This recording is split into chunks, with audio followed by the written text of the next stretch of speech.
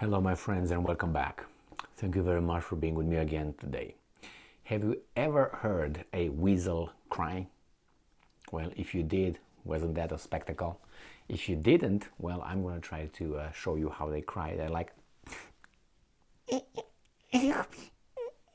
something like that. Well, we have a weasel crying here, and that is from a Politico, and that is Mr. John Kirby, I think is his name.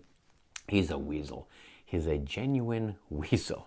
And unfortunately, he's in a position of power. And no one weasel is in position of power. But hey, this is how democracy works. You vote for a weasel who fakes it, and then he appoints another weasel who is a weasel that fakes it too.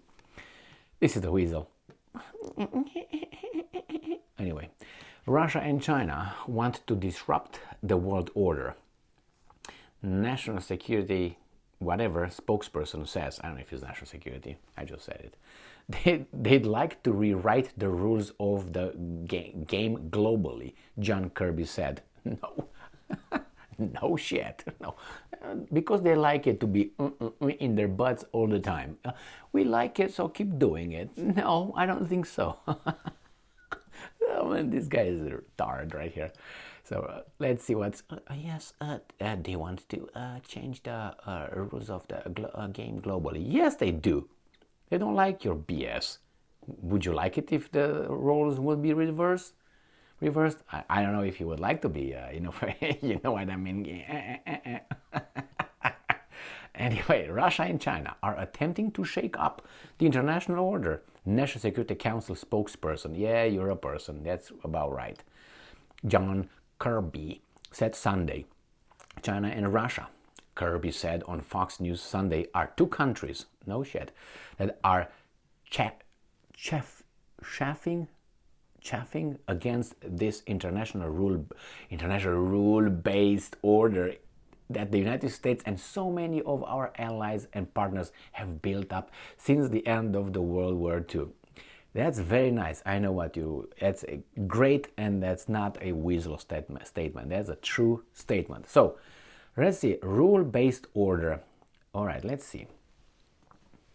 What are the rules? And that's the first question. Second one, do everybody have to obey by the rules, play by the rules, or just some, or everybody else but one? Well, let's do a multiple choice game here. I think the last is good, is real. Only one is allowed to cut corners. The rest, it's a rule-based international order. Now, he said built by United States, correct, and its allies and friends and so many other countries, yes, and this is the way it works, Mr. Kirby. After the Second World War, let's go to before the Second World War. Before the Second World War, we had a few countries that said, you know what, we don't like the way things are ran on this planet, so we want a new rule-based international order. So they said, let's get it on. And they did. And after they reshuffled things, these guys lost, and they couldn't. And some others came who did the exact thing. They again spread the world and created a new world order, or a rule-based, and they redraw the spheres of influence on the planet, like the other ones wanted. Remember? The evil Germans wanted Lebensraum, living space. And they wanted to push everybody until about what was that, Caucasus Mountains over there, where the resources are.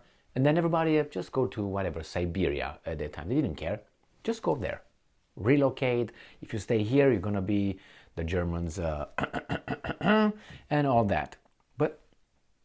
And now we had the Soviet Union and the United States of America, the forces of good.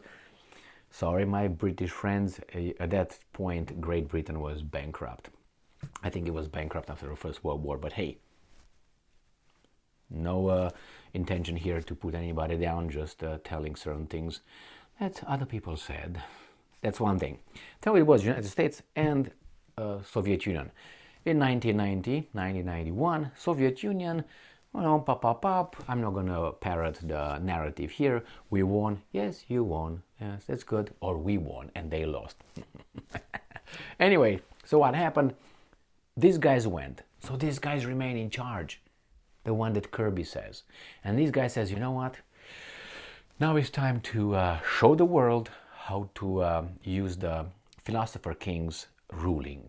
You know, remember Plato, philosopher king, the enlightened philosopher, and he's gonna rule in a just way, not just, like fair way. That's exactly what the United States of America proved for about what, 30 some years ago, for some 30 some years, correct?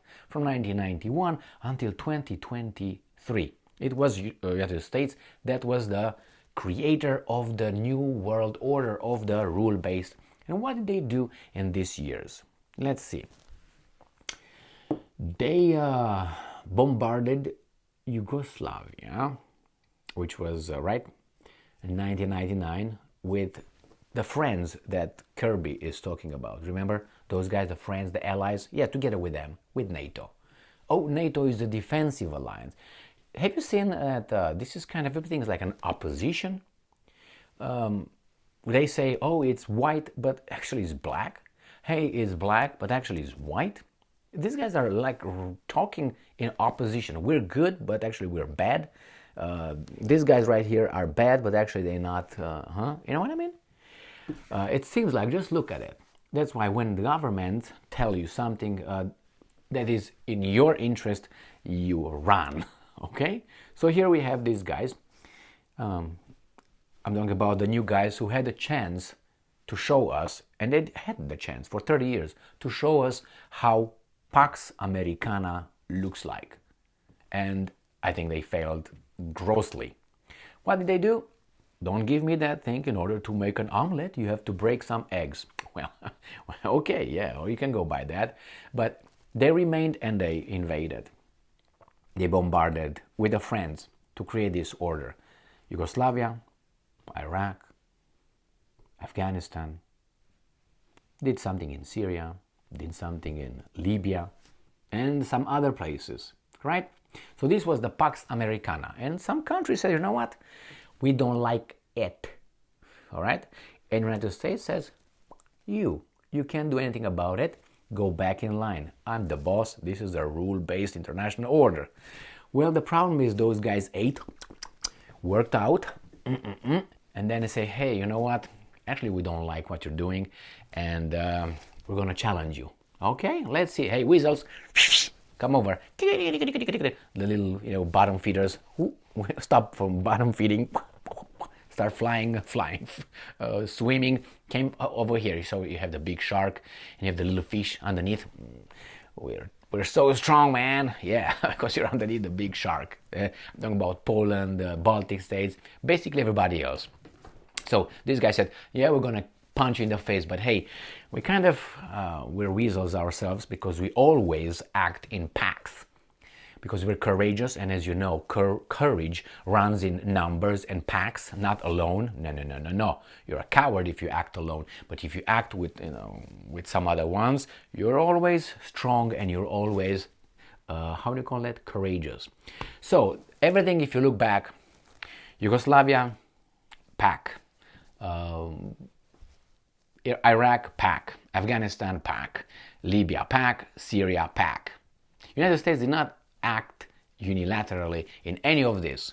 And these countries, I gotta tell you, they're below, with the exception of Afghanistan, Iraq, which was a rusty desert country that had 20 million people. Other countries were below 10 million people. I think Yugoslavia, at that time, maybe was about 12 million or something like that, or 13, I don't know if it was that much. And then you had Libya, which is about 4. Then you have Afghanistan, I don't have to say anything about it, and Syria, where everybody jumped in. So you see, they fought this big guy with the coalition. The courageous guys fought toddlers. They were like the world champion, United States of America, which is a world champion, with the other weasels, which are stronger, some of them, than those guys. They're toddlers themselves, some of them.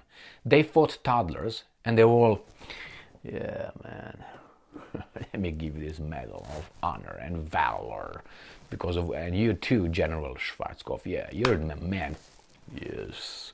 So these guys were weasels. They fought toddlers as world champions, and that's ridiculous. So this is the world order, rule-based society, and international whatever they created. And some people say, no, that's enough. So yeah, you're right, Kirby. They don't like it. And why would they? Would you like it if it would be the other way around? I mean, what arguments can you bring me except that you are perfect and everybody else owes you something? I mean, this is the argument starts from we are the good ones. We created this world order rule-based. No, the rules that you set, you broke them. Example, Yugoslavia. You created this order under the umbrella of United Nations. That's what you did. And then what did you do in Yugoslavia? That was against United Nations. You didn't have the approval. That was an illegal war. So where does that get you? Why did you invade, for instance, Iraq? Oh, first it was because of the September 11. Okay, well, is it true? Well, I don't know. He's harboring terrorists. Remember, that was the point. Saddam Hussein has terrorists, and he trained this Al-Qaeda. Do you know now if that was true or not? We knew them, some of us. And then what? You know what? Oh, that didn't work. They have weapons of mass destruction, and they will use it against us. Therefore, we in self-defense have to create a courageous coalition and act up. And that's exactly what they did. And when they did, they didn't find those weapons that they told us at the United Nations with calling power. You remember that one? They changed the whole narrative into we bring freedom and democracy. How about the Chinese should bring some freedom and democracy to your country? Or let's say Iran should bring some decency in your society because they don't like it, how the women are treated. How about that? Well, why don't you try? So you see, everything works one way, and under this pretense of the rule-based international order, you are the one who dictates who's who. You are the self-appointed judge and executioner as well, and the prosecutor in the meantime. So some countries don't like that, and yes, you're goddamn right, Mr. Kirby, spokesperson that you are. Let's see if anything else is here to read. Kirby said the United States would be watching carefully to see what emerges from the much-heralded meeting between Chinese President Xi Jinping and Russian President Vladimir Putin this week in Russia. He added, they'd like to rewrite the rules of the global game globally. Yes, because your rules are not enforced equally. They're not just, they're unjust. And besides, what are the rules? I remember when Lavrov spoke a few times, Lavrov, the foreign minister, very intelligent guy of the Russian Federation, he said, I asked my Western colleagues over and over to give me the list of the rules. I've never received that. Why is that? Can you guess?